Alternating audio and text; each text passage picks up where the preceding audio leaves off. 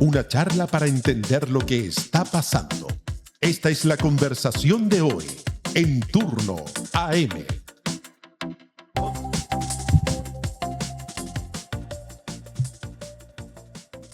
La seguridad vuelve a instalarse en el centro del debate público. Alcaldes de distintos sectores insisten en ampliar el apoyo de las Fuerzas Armadas a las labores de seguridad interior y el nuevo ministro de Seguridad, Martín Arrau, señaló que continuará con parte importante de la estrategia diseñada durante la administración anterior. Aunque el inicio del actual gobierno también ha estado marcado por medidas controvertidas como la zanja fronteriza y el reciente hallazgo de un puente construido para sortear esa barrera en la frontera norte. Y para conversar de esto y otros temas, ya lo adelantaba Camilo Espinosa, nuestro rey del facto, estamos acá en Turno AM en esta mañana en este panel de conversación con el ex ministro de Seguridad, Luis Cordero. Bienvenido, muchas gracias nuevamente por venir. No, por favor, muchas gracias a ustedes. Luis, veníamos recién conversando de el tema de El Salvador, Sí. Nayib Bukele. ¿Es Nayib Bukele un referente para enfrentar la seguridad a nivel continental? No, primero dos cosas. Quienes no conocen a Óscar Martínez, los invito a conocerlo no solo por la entrevista, sino que especialmente para leer lo que ha escrito. Ha escrito sobre migración, ha escrito sobre violencia. Es uno probablemente de los periodistas que más sabe sobre la violencia en Centroamérica y además probablemente el que mejor ha documentado la situación de El Salvador. Pero además, si me permiten este comentario adicional, es muy admirable para mí, que yo no vengo del mundo del periodismo, simplemente soy un observador, del esfuerzo que representa Martínez y El Faro como una manera de volver a ese periodismo que escruta el poder y que lo hace sin estridencia, simplemente con la evidencia y con los datos.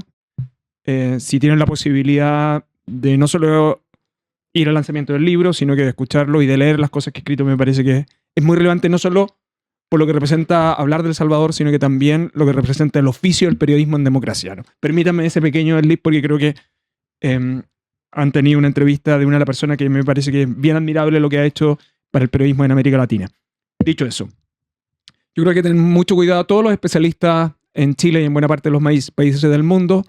El propio Martínez lo ha dicho en otras entrevistas con anterioridad. Hay que tener cuidado con creer que El Salvador es un proyecto que puede ser exportado. El Salvador se explica esencialmente, Bukele se explica por El Salvador, y luego voy a hacer una referencia por lo que está pasando en Ecuador.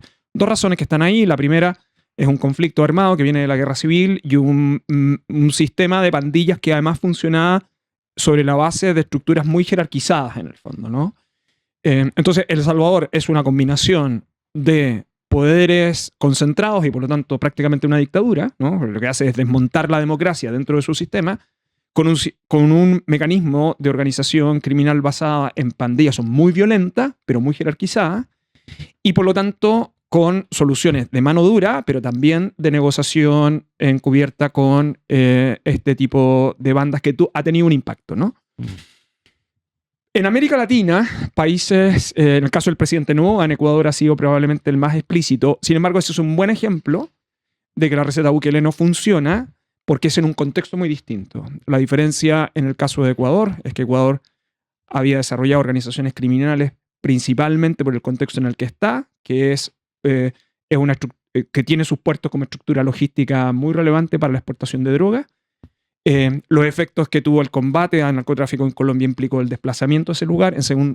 Enseguida se transformó en un país donde su logística portuaria ha sido útil para exportación de droga hacia el extranjero, hacia Europa en particular, y por lo tanto las organizaciones criminales europeas han terminado por apoderarse parte de la operación. Y en consecuencia, la estrategia de mano dura en Ecuador lo que tenía es otro efecto, y es que el año 2025 ha sido uno de los años más violentos en la historia de Ecuador en el último tiempo. Entonces, desde el punto de vista del análisis estrictamente como de modelos y de política pública, uno tiene que tener mucho, mucho cuidado. Martínez lo que ha advertido acá, pero también es bien relevante darse cuenta que hay discusiones globales, pero que las soluciones de gestión en materia de seguridad siguen siendo locales, y eso depende mucho de la evidencia. Hay que tener mucho cuidado en un modelo Bukele, no solo desde el punto de vista del funcionamiento del sistema democrático, sino que porque su implementación puede generar por desatar violencia. Ecuador también ha optado por un modelo de megacárceles. Ojo con los modelos de megacárceles, que lo que usted hace al final del día es transformarlos en grandes unidades de negocio, en estructuras criminales que además rivalizan entre ellas, que no son jerarquizadas necesariamente y que además disputan negocios que son extremadamente millonarios y por eso yo creo que hay que mirar para América Latina también con mucha atención los efectos negativos que han tenido algunas de las intervenciones en el caso de Ecuador. En esa misma línea me gustaría continuar con una sensación que quizás mucha gente comparte. Cada cierto tiempo vuelve este mismo debate, saquemos los militares a la calle. Puede cambiar los gobiernos, cambian los ministros, pero la discusión siempre vuelve. Sí. ¿Por qué cree que ese debate nunca termina por cerrarse, por finalizarse acá en Chile? No solo en Chile, sino que el mundo viene de un proceso de securitización, es decir, como de ampliar las fronteras de los debates de seguridad y orden, yo diría desde el inicio del siglo XXI, ya, esto que podría ser como muy, muy abstracto, es muy concreto. Nosotros hemos tenido del 2001 en adelante, esto fue lo que pasó en Estados Unidos y en Europa, la seguidilla de atentados primero en el caso de las Torres Gemelas y luego los atentados que nosotros tuvimos durante esos años en adelante en Londres, en Madrid y luego en París, en el fondo. Eso que, por usted me diga, ¿qué importa? Lo que importa es que esos países tradicionales en sus estructuras de Estado de Derecho lo que hicieron es que movieron su frontera y por lo tanto securitizaron la intervención para situaciones muy específicas por parte de sus fuerzas militares, ¿no? Eso es como un fenómeno y ese fenómeno se fue expandiendo. En el caso de América Latina optó por el uso de militares en determinados países o la militarización para abordar la delincuencia en tres fenómenos que son bien, bien emblemáticos. El caso de México con Calderón en adelante, como bien saben, en el caso de Brasil y toda esta tensión que existe. El último ejemplo es lo que sucedió en la favela de Río de Janeiro. Y en tercer lugar, el caso de Colombia, que es probablemente el caso más documentado, y en un último tiempo, en el caso de Ecuador. Y lo que sabemos para las experiencias de América Latina en general es que lo que tenemos es que cuando los militares pasan la frontera de la seguridad del país, de la soberanía y de su rol militar a los temas de orden y de seguridad, se produce una distorsión y especialmente una desnaturalización. Los riesgos de violencia son muy documentados y enseguida como son última frontera, las posibilidades que organizaciones criminales las capturen puede ser un riesgo muy grande para la soberanía del país, esencialmente. Entonces, Chile tiene un modelo de intervención de militares bajo estados de excepción, ese es el modelo que tenemos, y que tras la reforma del año 2023, a propósito de infraestructura crítica, más o menos, el acuerdo del sistema institucional chileno ha sido, mire, a los militares fuera del estado de excepción solo los vamos a ocupar para dar cobertura a infraestructura crítica, que es esencial, siguiendo un poco el modelo europeo. Y uno de sus ejemplos ha sido por una autorización especial que se dio para el caso de las zonas fronterizas. Las zonas fronterizas históricamente son de responsabilidad de Carabineros, pero ahora se complementa en zonas que identifica el presidente de la República, que en el caso de la macrozona norte, para el resguardo fronterizo. Ese es más o menos el consenso que nosotros llegamos al 2023. ¿Qué es lo que hay? Que cada vez que nosotros tenemos un problema en torno a delitos violentos o a una circunstancia que pueda afectar a una comuna, la demanda inevitable es por militares. La pregunta es ¿por qué? Esto es bien relevante. Si uno sale del titular y profundiza la necesidad, yo no habla con los alcaldes, en el caso del alcalde de San Bernardo sería como el clásico ejemplo, porque no es que lo dice ahora, lo viene diciendo hace mucho tiempo. Lo genuinamente que está detrás de eso es la preocupación de las autoridades locales de tener más personal. Eso es como lo que está ahí, ¿no? ¿Por qué? Mire, cuando ocurren determinados hechos, llamo a Carabineros y no llegan. Carabineros responde, mire, yo tengo una dotación específica y tengo que cubrir aquellos que pueden ser más graves. En fin, se da un diálogo de esas características. Entonces, ¿se podría decir que es una respuesta a la presión ciudadana? En rigor, pero tiene que ver con... primero, por cierto, eso. Y la segunda tiene que ver con multiplicar la presencia. En el fondo, si uno dice, ¿cuál es el problema de demanda? Es tener más presencia estatal. Y entonces, la solución que suele estar acá es, tenemos una capacidad limitada de policías, entonces vamos a utilizar fuerza militar. Y esto es bien relevante, porque si esa discusión la estamos teniendo, entonces el problema no es la capacidad militar para abordar los temas de delincuencia, sino que el problema que tenemos es un problema de despliegue territorial de las fuerzas de orden. ¿Me explico? Claro. Y ese tema es muy relevante tenerlo presente, porque un buen diagnóstico es el que nos permite tener una intervención más quirúrgica. ¿Cuál es el problema que tenemos en el país? Primero, que llevarlos a los temas policiales y de control de orden es desnaturalizarlas. No están entrenadas para ser policías. Cuando uno dice esto, no está despreciando ese rol militar, sino que lo que está diciendo es que el entrenamiento policial es un entrenamiento distinto, tiene técnicas distintas, forma de abordar distinta, y por lo tanto ocupar una estrategia de intervención que está hecha para seguridad nacional no funciona en esto. La segunda es que no hay que olvidar que el mayor contingente, cuando hablamos de despliegue militar, estamos hablando fundamentalmente del ejército.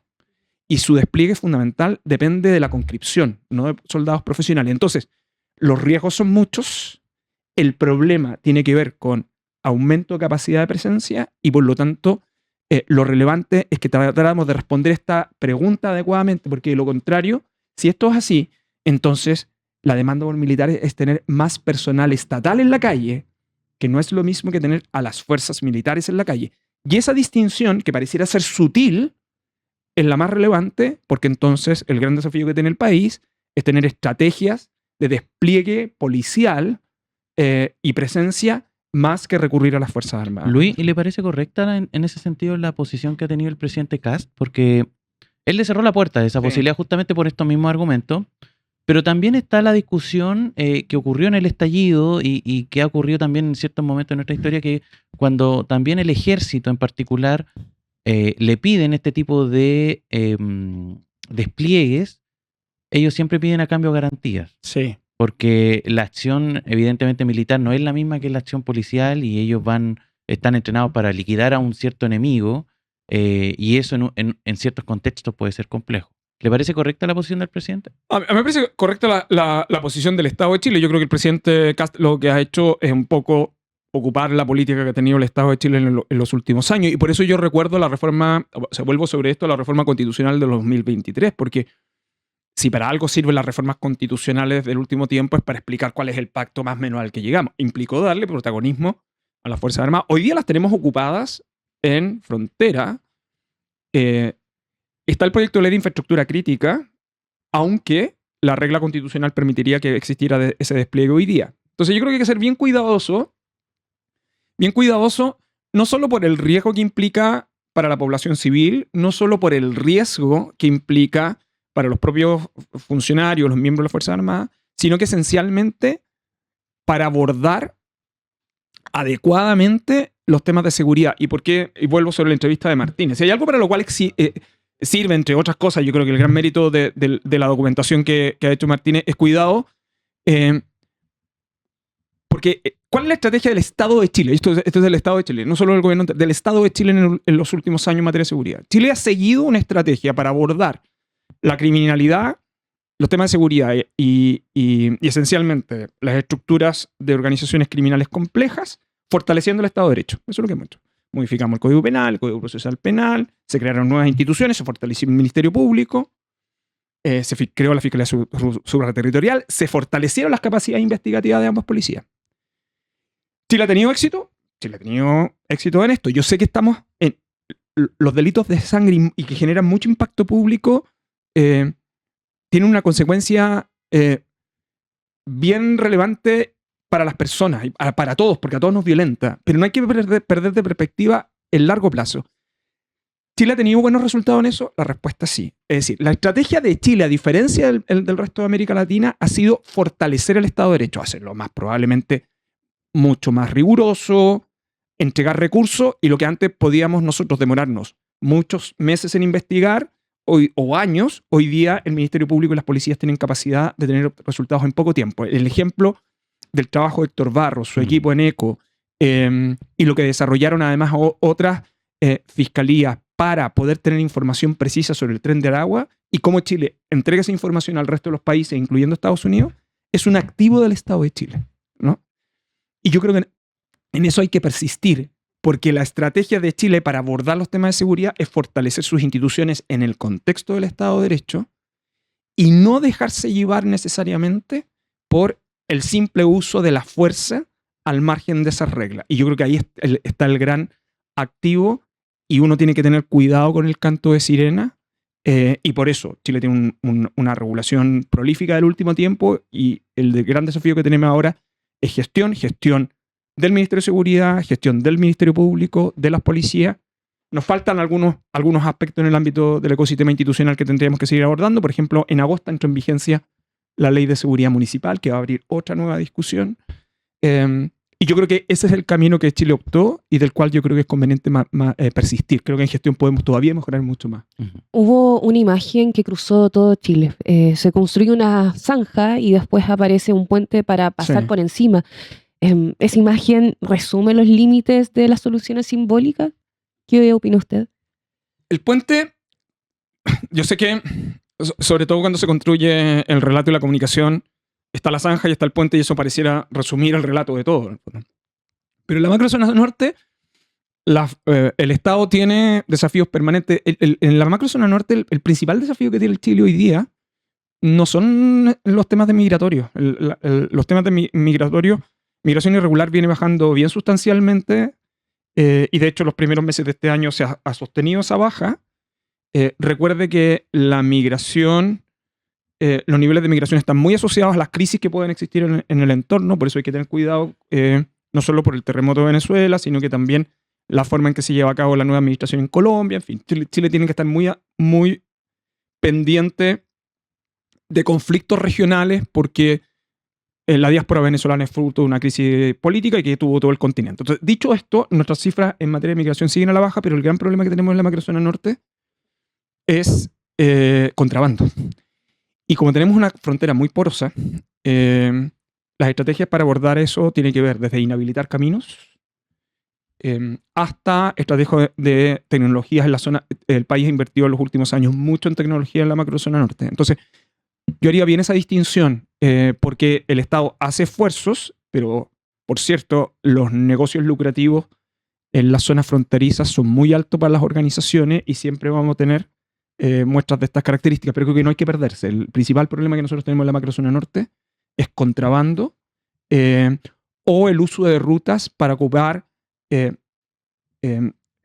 cadenas logísticas del país que son claves para este tipo de organizaciones como los puertos. Entonces hay una visión un poquito mayor que uno debiera tener presente. Poner tanto relato en la zanja, que puede cumplir un propósito que venía de las elecciones, sin embargo enfrenta una realidad que es un desafío permanente que tienen las autoridades policiales y hoy día también las Fuerzas Armadas en esa macrozona norte. Luis, lo quiero sacar un poquito del tema de seguridad para llevarlo a lo que ocurrió ayer.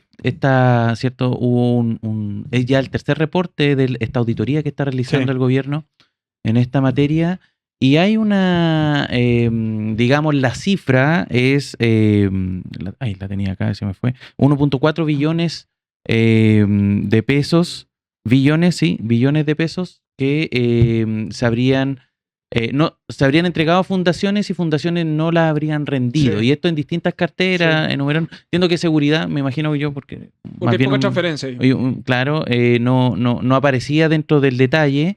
Pero quiero preguntarle por lo práctico, porque todavía no se sabe bien, ¿cierto? Se refiere más bien a irregularidades, que faltan papeles, está medio, digamos, no hay distinción clara de si hay comisión de delitos todavía, qué sé yo, es más bien una cifra y un reporte bien general respecto a esto. Sí. Pero quiero preguntarle porque dentro de las razones que esgrimían las personas que están llevando a cabo esta auditoría, es el hecho de que durante la administración anterior aumentaron los tratos directos, digamos, los tratos que se saltaban, digamos, los otros tipos de formas de entrega de dinero. Eso fue, ¿cree usted,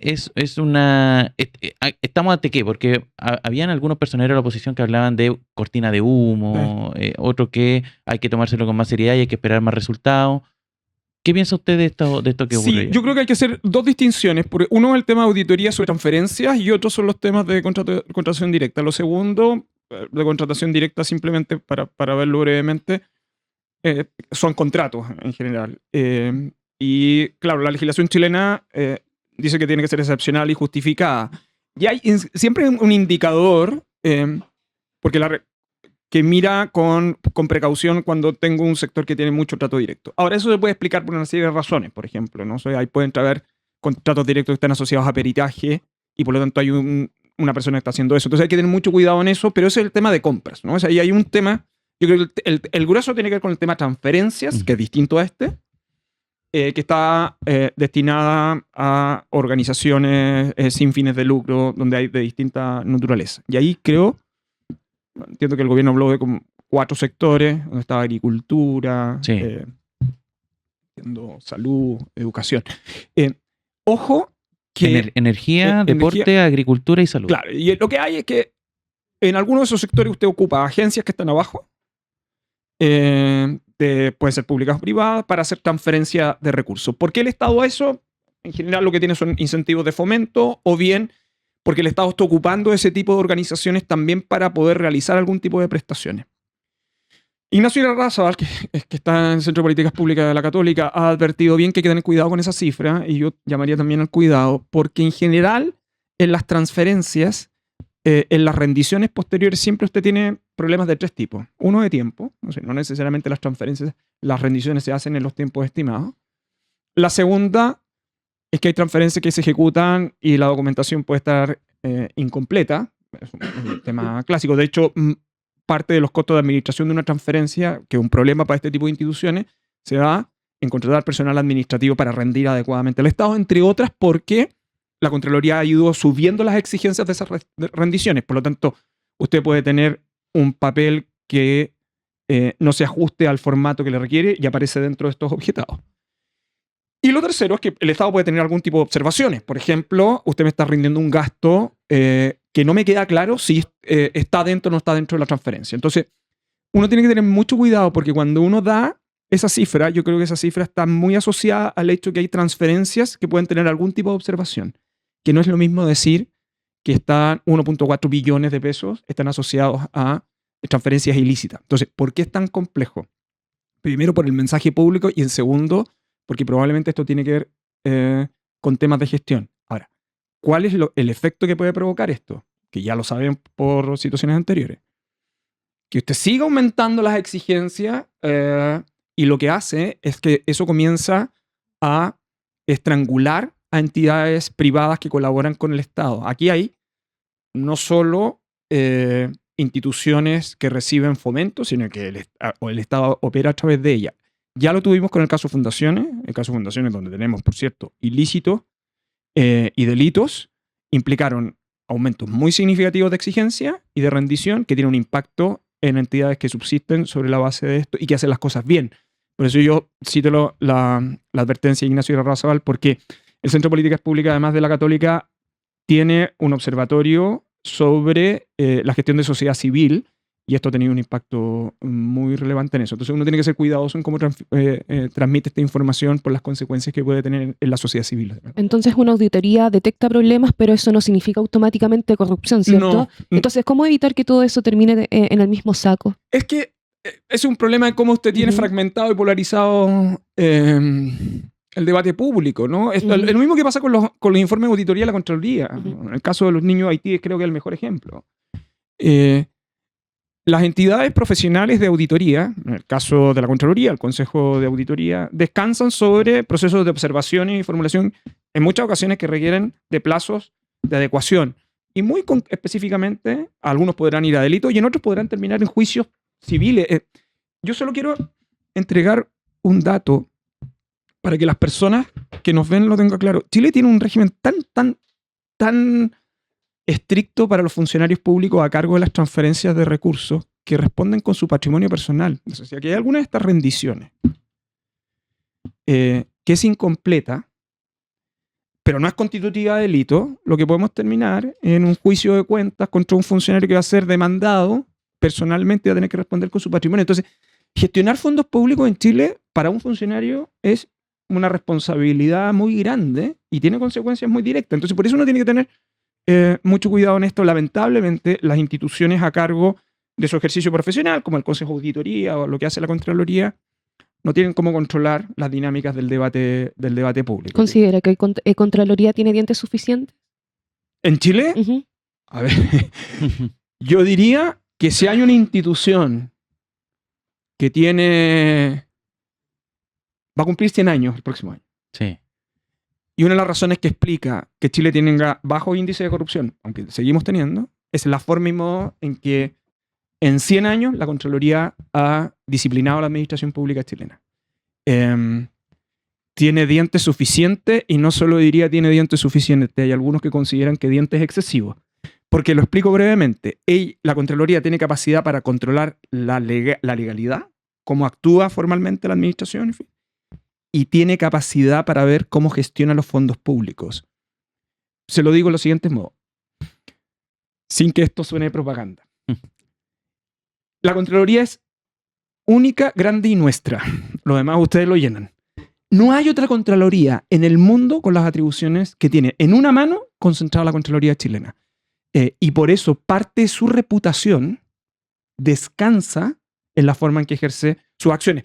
En ocasiones uno podrá considerar que comete excesos legales, pero nadie dudaría que quienes han ejercido el cargo en Contraloría lo han hecho ajustada a esa tradición. Yo, por cierto, tengo mis observaciones habitualmente académicas sobre ello, pero soy un gran defensor de su sistema institucional. Me gustaría que tendría algunas adecuaciones, pero desde el punto de vista de la forma en que la administración pública opera en Chile, tiene que ver con eso. ¿Tiene algunos costos? Sí. ¿Cuál?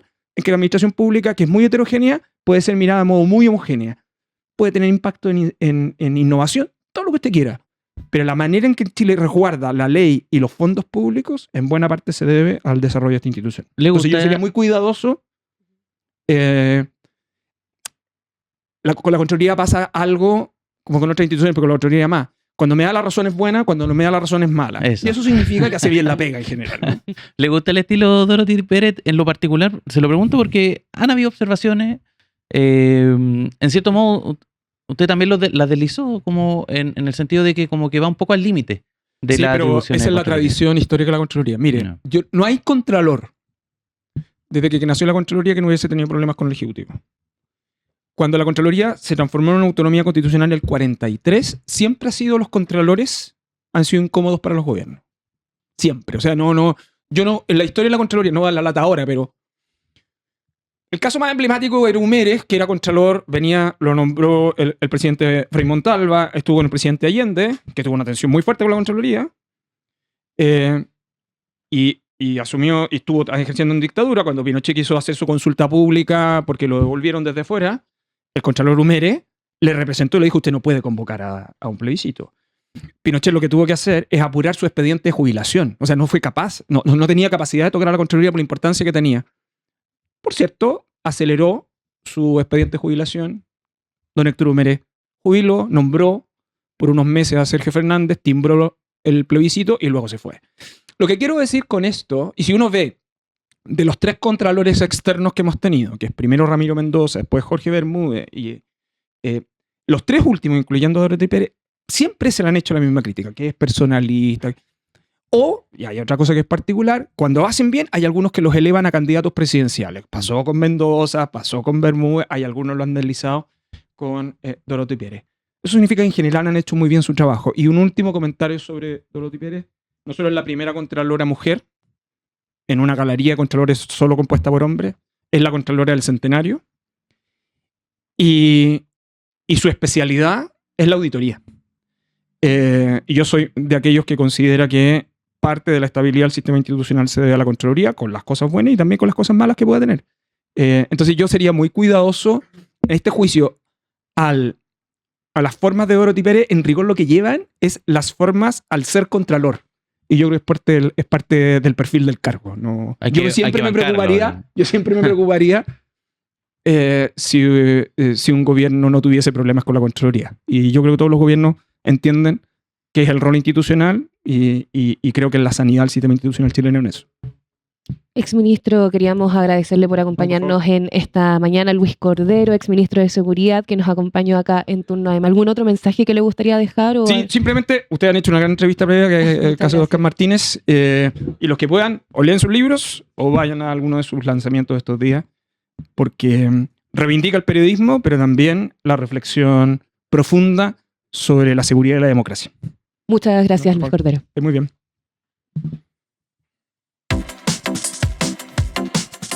Una charla para entender lo que está pasando. Esto fue la conversación de hoy en Turno AM.